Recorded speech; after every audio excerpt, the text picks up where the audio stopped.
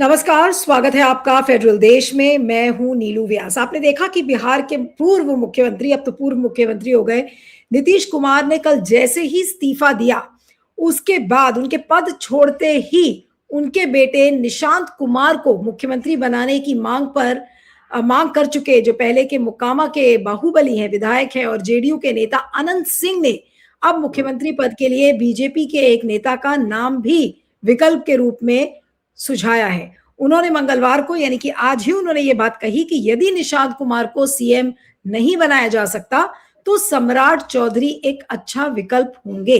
इसके साथ साथ उन्होंने ये भी कहा है कि शराबबंदी खत्म करने की वकालत भी उन्होंने की है, यानी कि वो सारे डिसीजंस के बारे में वो बोल रहे हैं जिसके खिलाफ नीतीश कुमार थे और वो जेडीयू के नेता हैं।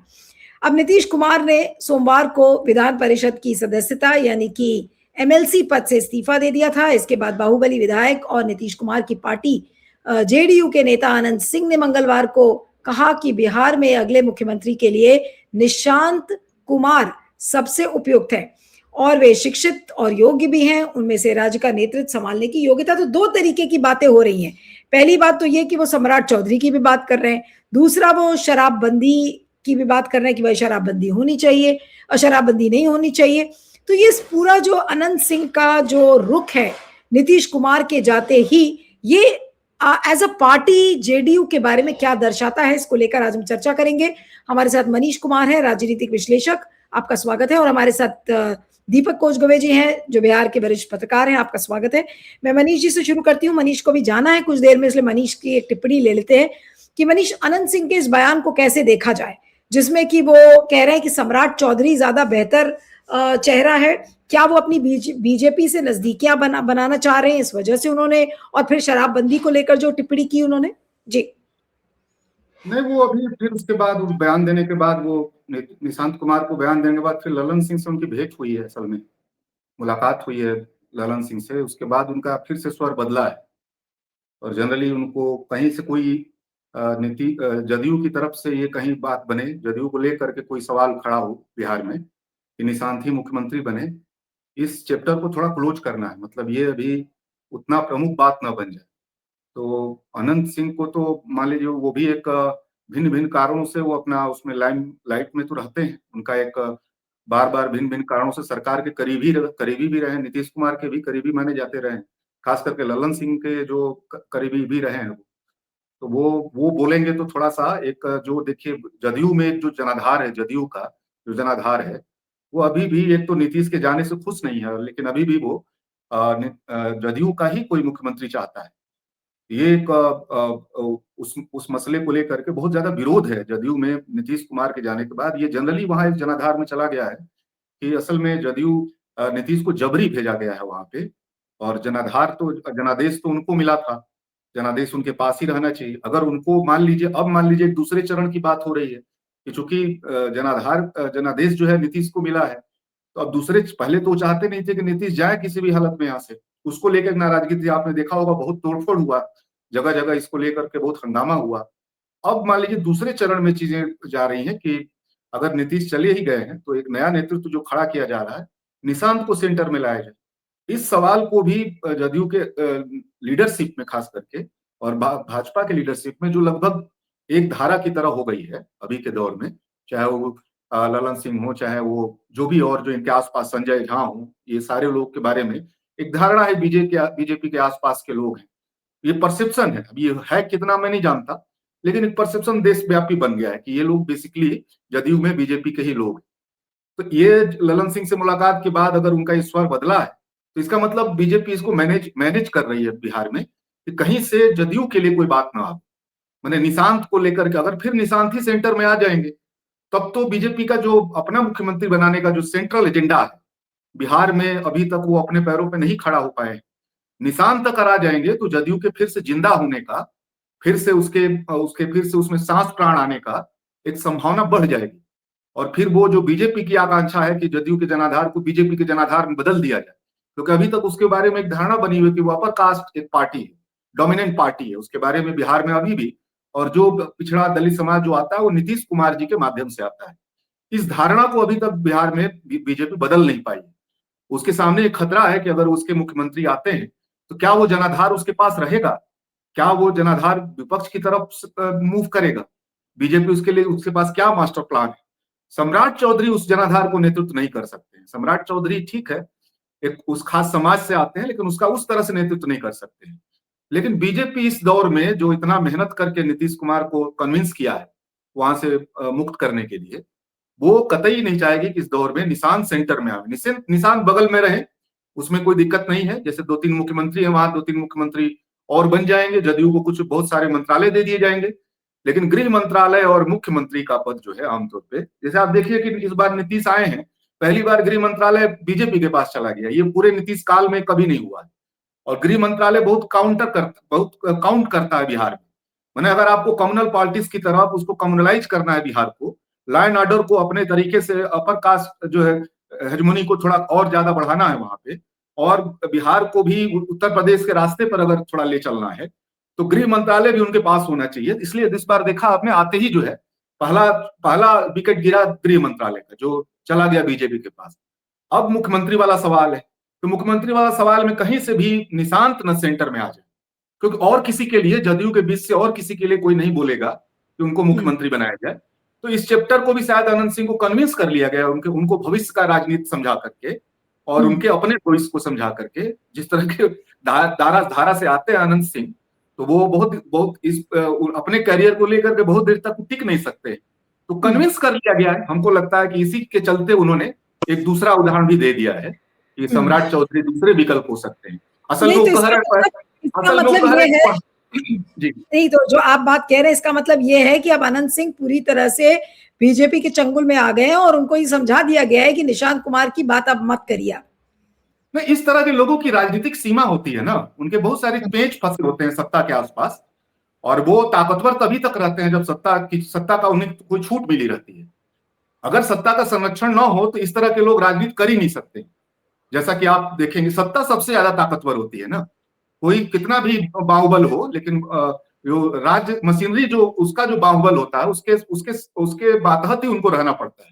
उससे टकरा करके इस तरह के तत्व जो है राजनीति में टिक नहीं सकते हैं। तो उनको समझा दिया गया होगा, और बीजेपी तो ये सब और ज्यादा बेहतर ढंग से समझाना जानती है और ठीक ढंग से कंक्रीट समझाना जानती है। मैंने वो बहुत ढिलाई नहीं करेगी, वो तुरंत तुरंत उनके ऊपर 10 ठो मुकदमा खोल देगी, 20 ठो मुकदमा खोल देगी, बहुत सारा तो उनका पड़ा हुआ है। तो अनंत या ऐसे ही किसी का भी ऐसे किसी आपराधिक पृष्ठभूमि से जो लोग होते हैं उनकी एक सीमा होती है, उनको समझाना भी बहुत आसान होता है, उनको समझा लिया गया जी। अब मैं दीपक जी के पास आती हूँ कि दीपक जी, ये जो अनंत सिंह का जो ये अभी लेटेस्ट बयान है, चाहे वो निशांत सिंह के ऊपर हो या और ये शराबबंदी पर हो, इसको आप किस तरीके से देखते हैं? क्या ये कुछ ना कुछ जो एक शिफ्टिंग ग्राउंड होता है एक पार्टी का, क्या वो समझ में आ रहा है, या फिर बीजेपी अब ज्यादा हावी दिखेगी अब जेडीयू के ऊपर, ये उसका एक एग्जाम्पल है? अनंत सिंह का बयान आप कैसे देखेंगे? देखिए, आनंद सिंह का जो बयान है और जिस तरह से उन्होंने कहा है शराबबंदी पर, शराबबंदी का एक पहला मामला है।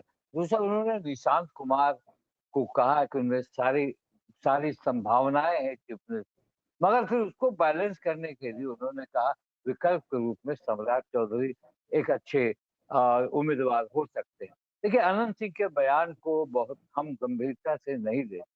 अनंत सिंह ने जो कहा, अनंत सिंह जिस तरह से बात करते हैं, अनंत सिंह अभी जेल से हाल फिलहाल छूट कर आए हैं। जो उन पर एक मर्डर का चार्ज लगा हुआ था, वो अभी उनको बेल मिला है, वो छूट कर बाहर आए। तो बाहर आए हैं तो ऑब्वियस वो कभी कहते हैं कि हम चुनाव नहीं लड़ेंगे, मेरा बेटा लड़ेगा। कभी ये कहते हैं कि जहां तक नीतीश कुमार को की जो मसला बना है, नीतीश कुमार को यह तो संभावित था। 2019 को याद कीजिए, जब चुनाव नजदीक था और जब चुनाव हुआ था, तो उस समय से उनको हथिये पर लाने की कोशिश हुई थी, जब चिराग पासवान को उनके सामने खड़ा किया गया था और उनके सीटों को कम किया गया था। यह बात जनता दल यूनाइटेड को उस समय समझना चाहिए था। और बीजेपी के बारे में उन्होंने जब आरजेडी के साथ हाथ मिलाया तो उन्होंने क्या कहा था कि बीजेपी हमारी पार्टी को तोड़ना चाहती थी। ये आभास था उनको, और इस आभास को जनता भी इस बात को जान रही थी। मगर बीजेपी के दरवाजे बंद है, वो खुल गए और ये मिट्टी में मिल जाएंगे, बीजेपी में नहीं जाएंगे, बीजेपी में चले गए। तो ये कहीं पॉलिटिकल एडजस्टमेंट हुआ दोनों का, और दोनों के पॉलिटिकल एडजस्टमेंट का फल हुआ कि नीतीश कुमार जो 43 सीटों पर थे वो 85 पर आ गए, उनका हौसला बढ़ा और इनके वोट बैंक से मान तो इन्हीं के नाम से, चुनाव तो इन्हीं के मुद्दे पर लड़ा गया था। 25 से 30 फिर से नीतीश, ये मुद्दा था और ये नारा था।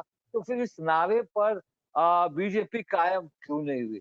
बीजेपी मौके की तलाश में थी कि भाई हम बिहार को लेंगे, और जहां तक और अन्य राज्यों में बिहार ही एक ऐसा राज्य था जो भी पिछड़ा हुआ था, जिसमें पिछड़ा यानी उसमें बीजेपी का मुख्यमंत्री नहीं था। छत्तीसगढ़ में था, हरियाणा में था, बम्बई महाराष्ट्र में था, इन सारी जगहों पर बीजेपी ने अपने काट बनाई, बिहार पर उसकी नजर थी। देखिए जिस तरह से बिहार पर वो कब्जा जमाना चाह रही है, अब वो कब्जा जमा चुकी। अब ये इफ एंड बट कहीं नहीं है, क्योंकि ये ऑलरेडी सेटल्ड हुआ है आपस में दोनों के कि ऐसा होगा, आप मुख्यमंत्री पद से हटेंगे, हमारा मुख्यमंत्री होगा, 15 आपके होंगे, 15 मेरे होंगे, डिप्टी सीएम आपका होगा। मामला फंसा हुआ सिर्फ गृह मंत्रालय किसका होगा, सामान्य प्रशासन किसका होगा। ये दो बड़े डिपार्टमेंट है, इससे सरकार चलती है, ब्यूरोक्रेसी कंट्रोल में होती है। तो अब जिस तरह से आपने देखा कि नीतीश कुमार ने त्यागपत्र दे दिया, अब त्यागपत्र दिया, उनके लोग आंसू आंसू पिरो रहे हैं, जैसे समुद्र की लहर की तरह उनके आंखों से आंसू निकल रहे हैं, लोग परेशान हैं। वो कुछ अगर अगर इतना ही दुख है तो फिर रिवोल्ट क्यों नहीं कर पा रहे हैं? क्यों नहीं बीजेपी के खिलाफ वो जनता दल यूनाइटेड के लोग खड़े हो रहे हैं? ये जान रहे हैं कि खड़े होने से कोई फायदा नहीं, क्योंकि ये ऑलरेडी सेटलमेंट है। और अब नीतीश कुमार जैसे आदमी जो कुर्सी के लिए पलट गए 2 बार और फिर कुर्सी सामने से जा रही है, अब सीधे हो गए। तो ये कहने का मतलब है कि नीतीश कुमार ने को बीजेपी ने जो प्रेशर दिया, जो भी कारण हुआ, क्या बात हुई, उसको लेकर नीतीश कुमार जब समृद्धि यात्रा पर निकले, और समृद्धि यात्रा पर उन्होंने भी, नीतीश कुमार भी एक बड़े पॉलिटिशियन है, समृद्धि यात्रा के दरमियान उन्होंने ये दिखाया कि हमारे साथ हमारे लोग हैं, और हम इतनी योजनाओं का उद्घाटन किए, इतनों का शिलान्यास किए, और जितना भी उनका ये था सब उन्होंने जनता पर उड़ेल दिया कि ये देखो मैंने किया है, मैंने आपको उस जंगल राज से निकाला है, मैंने आपको विकास की राह दिखाई है, मैंने बिजली दिया, सड़क दिया, पानी दिया, और आशा बहनों को सम्मान दिया, और महिलाओं को भी रोजगार दिया। तो ये नीतीश कुमार आगे की रणनीति देखते लेकिन दीपक जी एक चीज और भी है कि जो बयान जिस तरीके का आनंद सिंह ने दिया है, अब उसका साइकोलॉजिकल असर जेडीयू पर क्या पड़ेगा? क्योंकि जब ये देखा जा रहा है कि एक बाहुबली को भी टाइट किया जा सकता है और वो बिल्कुल लाइन पर आते हुए नजर आ रहे हैं, तो अब जेडीयू, क्या हम और कमजोर जेडीयू देखेंगे? अब नीतीश कुमार को तो उठाकर दिल्ली एक्सपोर्ट कर दिया गया है, इसको एक्सपोर्ट ही बोलेंगे कि उनको उठाकर एक्सपोर्ट कर दिया गया दिल्ली। अब जेडीयू का होगा क्या? देखिए जेडीयू जिस तरह से आज की तारीख में एक भंवर में फंसी है, उस भंवर में उनके साथ देखिए नीतीश कुमार पहले राष्ट्रीय अध्यक्ष बन गए, राष्ट्रीय अध्यक्ष बनकर वो चाहते हैं कि हम अपने पार्टी को मजबूत करेंगे। देखिए अभी ऐसा कुछ नहीं हुआ कि जेडीयू बिखर जाएगी, जेडीयू टूट जाएगी। हाँ, जेडीयू के अंदर कुछ ऐसे 2-4 लोग हैं जिसके चलते जेडीयू को हार हो सकता है आगे आने के बाद।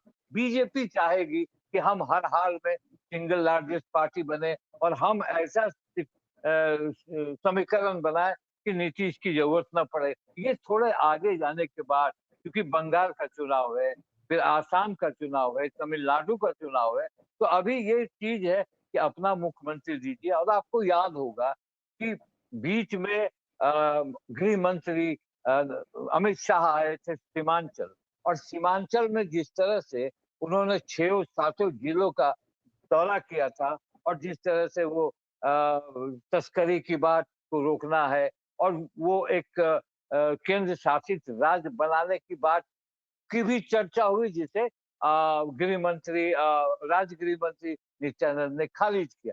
कहीं न कहीं बीजेपी चाह रही है कि बिहार में हम एक ऐसी, क्योंकि बिहार बहुत ही फर्टाइल स्टेट है, जहाँ से उन्हें अनाज आज तक नहीं मिला, अब अनाज लगता है कि उन्हें मिलेगा, इसीलिए उन्होंने ये रास्ता अपनाया और बिहार पर फोकस किया। आप देखिए पूरे देश में बंगाल में चुनाव है, आसाम में चुनाव है, चर्चा कहाँ हो रही है? बिहार में हो रही है। चर्चा बिहार की हो रही है। चर्चा में कौन मुख्यमंत्री बनेगा? बिहार की हो रही है। बंगाल और इसकी चर्चा बहुत नहीं हो रही है। तो मुझे जो लगता है कि अनंत सिंह का बयान जो उन्होंने शराबबंदी पे कहा, आप शराबबंदी पर आइए। क्योंकि देखिए शराबबंदी नीतीश कुमार एक ऐसा मैसेज देके जाना चाहते हैं, उनका कहना है कि मेरे कार्यकाल में शराबबंदी पर पाबंदी नहीं हटाई, मैंने शराबबंदी लागू रखा है। अब जो आएँगे वो अपना करेंगे। तो शराबबंदी हटने के कगार पर है बिहार में। क्योंकि आपको याद होगा कि जीतन राम मांझी ने भी बार-बार शराबबंदी पर सवाल खड़े किए। बार-बार कहा कि शराबबंदी जो 16 में लगा था, उसे गरीबों को जेल में बंद किया गया, बहुत सारी बातें की। तो और जो रेवेन्यू आ रहा था, 60,000 करोड़ सालाना का रेवेन्यू था। और आज की तारीख में इकोनॉमी जो है, आप नहीं देख रहे कि बिहार में उसको 10,000 दे दिया, उसको 20,000 दे दिया, फ्री बिजली कर दिया। कहीं न कहीं अ, आर्थिक परेशानी बिहार को होगी आने वाले ये को में जो सरकार होगी। अभी देखिए एक ऑर्डर आया जिसमें 31 मार्च तक ट्रेजरी ने ऑर्डर किया है कि 10 लाख से ज्यादा का भुगतान नहीं करना है 31 मार्च तक। तो इससे साफ लगता है कि कहीं न कहीं आर्थिक तंगी आने वाली है बिहार में और किस सैलरी देना है, बहुत सारी ऐसी योजनाएँ पड़ी हुई हैं। तो मुझे जो लगता है कि शराबबंदी हटेगी, नीतीश कुमार का भी लगता है मौन समर्थन है, इसीलिए आनंद सिंह इस बात को बोल भी रहे हैं। क्योंकि आनंद सिंह का बोलने का मतलब है कि नीतीश कुमार या ललन सिंह हो या उनके पार्टी के लोग हो, वो बोल रहे हैं। तो मुझे यही सवाल समझे लगता है। और जहाँ तक सरकार बनने की बात है, सरकार तो बन जाएगी। देखिए 2 तारीख को 2 अप्रैल को बीजेपी के हाई लेवल और जनता दल यूनाइटेड के लोग बैठकर तय करेंगे उम्मीदवार कौन होगा, नहीं होगा। अमित शाह होंगे, ललन सिंह होंगे, संजय झा होंगे, चिराग पासवान होंगे, ये बैठकर तय करेंगे। 10 से 12 तारीख तक हर एक जो दल है, घटक दल उनके, वो अपने-अपने नेता को चुनेंगे हाउस के। और 14 तारीख को विधानमंडल दल का नेता चुना जाएगा। 15 तक बिहार में सरकार बनेगी, ये तय है। और यह कहीं कोई इफ़्फ़र्ट नहीं कि निशांत कुमार के लिए लोग अड़ जाएँगे या और जनता दल यूनाइटेड का मुख्यमंत्री होगा, कुछ नहीं होगा। नीतीश कुमार एक सदन से जो नियम कहता है कि 14 दिन के अंदर आप एक सदन छोड़िए, नहीं तो दूसरा जहाँ आए हैं वो स्वतः खत्म हो जाएगा। तो उन्होंने अपना त्यागपत्र भेजा, त्यागपत्र भी 1 लाइन का भेजा है, 1 लाइन का त्यागपत्र है उनका।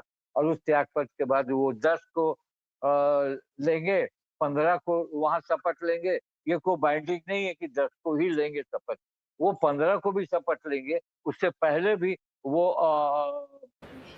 नहीं लेकिन क्या नहीं लेकिन एक चीज और भी है दीपक जी कि क्या बीजेपी से कौन बनेगा मुख्यमंत्री, क्या ये चीज आप लोगों को सुनाई पड़ रही सम्राट चौधरी को ही बनाया जाएगा या कोई और नाम भी हो सकता है?